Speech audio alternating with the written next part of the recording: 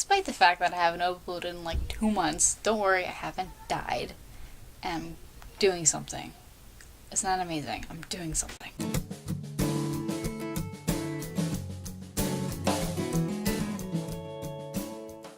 The last video I made was the season 1 version of this, so this is season 2 of Star Wars Rebels, because this is actually something, because I don't have a lot of time anymore, this is something that's kind of already made, and all I have to do is do a quick meditation on each of these things instead of writing out a whole script. But yeah, that's what I'm doing right now. I'm hoping to like get back into other stuff soon, but who knows when that's gonna happen. I got a job. Yeah, that is like one of the reasons why I haven't done anything. Anyway, let's get started. So what's the plan? Okay, so Minister Tua is scheduled to visit Governor Tarkin tomorrow. She leaves Lothal via shuttle at 1800. We wait at the hangar, steal the shuttle, and take her to safety. Ezra, I hope you're sure about this. After all the trouble she's made for us, why should we help her? Because that's what we do. Help those who can't help themselves. My favorite thing about that whole clip is the proud mommy smile at the end that Hera gives. Hera's the green person. Green alien. If you haven't seen Star Wars Rebels, then you totally should. Anyway, so why did I put this in this video besides the proud mommy look that Hera gives Ezra? Governor Tua, this lady, and she basically is trying to do stuff to the rebels and get them terminated. And now Ezra is like, hey, we're gonna help her. And Zeb says, you know what, why the heck are we doing this? She has done so much against us and hates us. Why are we doing this? And Ezra says this great line, because that's what we do. We help those who can't help themselves. And like, that's totally what we're called to do as Christians and as Catholics. We help those who can't help themselves. Like, that's what the corporal works of mercy and the spiritual works of mercy are all about. Helping others. Like, a Christian's life is supposed to be lived out for others. Forget about me, it's all about you. That's the attitude that Christians are supposed to have. Thank you for trusting my friend. It wasn't easy. It's still not. Nothing worth doing ever is. Background. That guy with the beard is a clone. The guy with the white beard is a clone. Guy with the brown goatee is Jedi. Clone Wars. Jedi clones have a chip, makes them turn against Jedis, kill Jedis. That is why goatee Kanan cannot trust Rex Whitebeard. Okay, that's why. And so, yeah. That's what he can't trust him. And then, but Ahsoka, the orange alien, she's awesome. On Ahsoka, she trusts this man, trusts Rex, and he is her friend. And it was very hard for Kanan to bring him back. And like later on, Rex is totally key in a lot of things, and so it was good that Kanan relented in bringing him back, because he didn't want to bring him back from the planet that they just had come from, because this is at the end of an episode. And then Ahsoka says, nothing worth doing ever is easy, which is so like, is anything worth doing easy? Is getting a good grade on X schoolwork, is that easy? Is paying attention at mass easy? Is praying easy? Like, nothing's easy. It's holiness. Like, this is what the whole point of this channel is. It's holiness easy? No. But Ahsoka says nothing worth doing ever is, and it's so true, because it's going to pay off in the long run, even if in the moment it's so difficult. So, you went for a little spin. I was just trying to figure things out. And did you? I used to be like Hunter, out for myself and alone. But that's not who I am anymore. You're on a different path now. And I have you guys.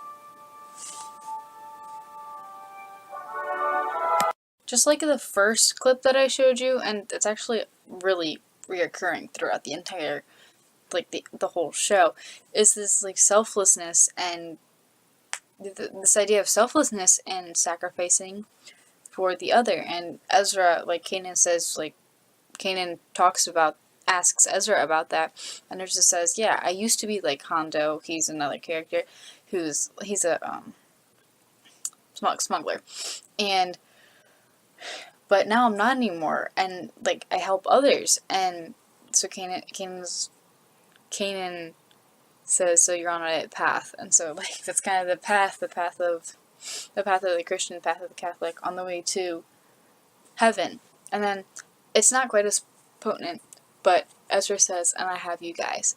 And that reminds me of how we're supposed to be a community in encouraging each other and praying with each other and lifting each other up and helping each other along, keeping each other accountable. We're supposed, like, the people you are around the most are the people who are going to influence you and how you are going to act. And so make sure you have the kind of people who are going to lead you to heaven.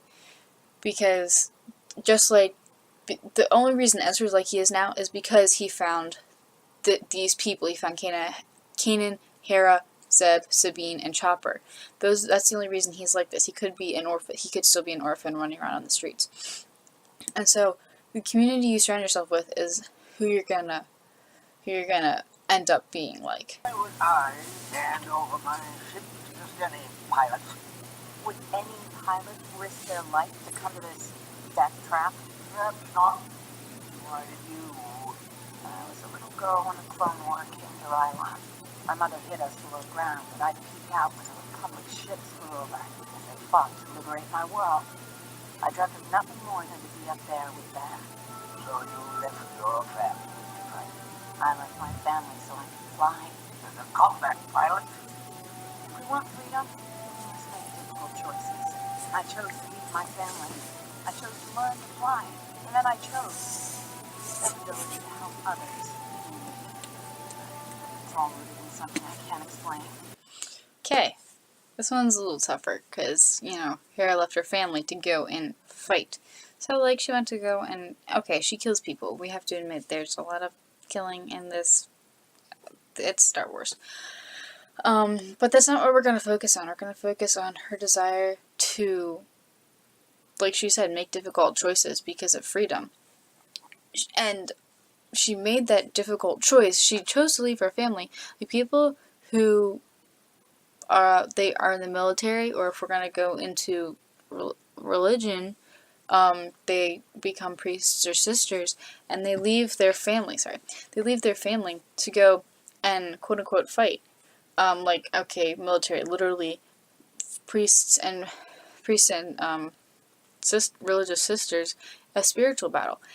And so Hera leaves her family to fight, and she says she leaves her family to learn how to fly, and she has amazing talent of flying, and she uses that talent of flying to help others. That was actually the gospel, like, for this Sunday, the parable of the talent, and using the talents God gave you.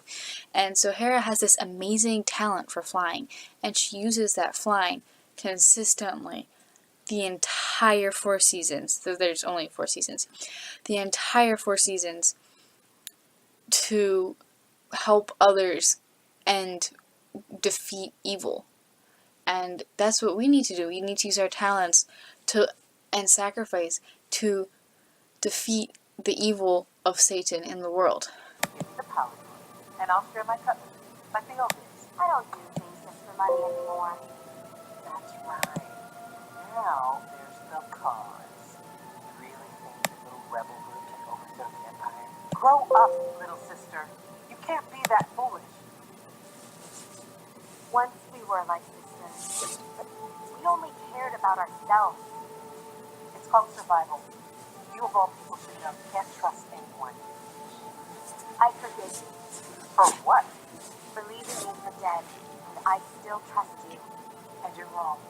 I met people who gave me a second chance in life, and that's what I'm giving you. There's so much in this scene. If you have any ideas, comments. I love comments. Okay, so they're friends, or they used to be friends, and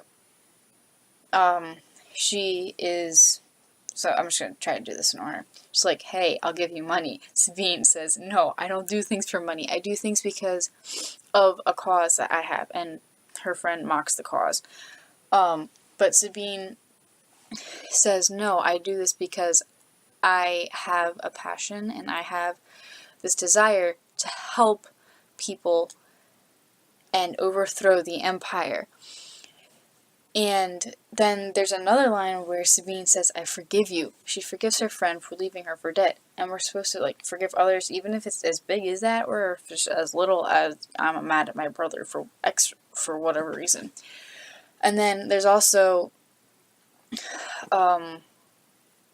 Sabine has trust issues, and at this point in the show, like without knowing any more forward, you don't know why, but she's got trust issues. And she still trusts her friend, and after she's leaving for dead, I think that's pretty significant.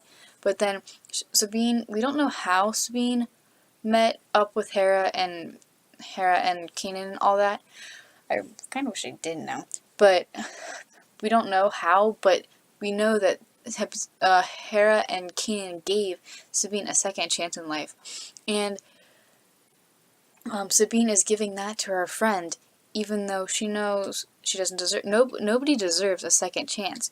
But the thing is, God gives us that second chance when we mess up, when we sin, when we fall. He's always ready to give us that second chance. We just gotta accept His mercy, and then we have to extend that mercy to others. Be merciful, just as the Father is merciful. Also, there's also blessed are the merciful, for they will be shown mercy. No matter what I do, I can't seem to connect with them.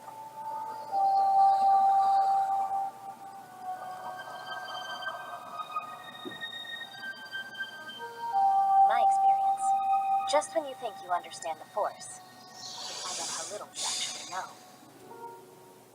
I don't think I ever understood the Force to begin with. So Ezra's trying to connect with the spiders. I don't know why he wants to connect with spiders. I hate spiders. I would never want to be connected with spiders. Anyway, he is also really good at connecting with animals, other animals, using the Force. So that's why he's confused. Just so you know. And so he's complaining to Ahsoka, like, why can't I connect with them? And then Ahsoka says, in my experience, even when I think I start to understand the Force, I realize how little I actually know. And then Ezra says, I don't think I ever understood the Force to begin with. And I could, like, when I heard this, I made the exact connection of my prayer life. Because I'm like, I thought I knew Christ, and all of a sudden I hit this level, and I'm like, I had no idea X, Y, or Z about the faith, about Jesus, about whatever. And Saint Therese has this quote where she says, the farther along a path you are, the farther you feel from your destination. I'm paraphrasing slightly, but I think that's the gist of it. And so, like, you're always on your journey with Christ. You're always gonna find you can go deeper and deeper and deeper, and He's always calling you deeper and deeper and deeper. And even when you just think you're starting to understand Jesus, He's gonna reveal to you this completely a completely new thing, and you're gonna be like, what the heck just happened? And then you're gonna feel like you're all the way back in the beginning. But don't worry, it's okay. It's normal in the spiritual life, if there's anything such as normal.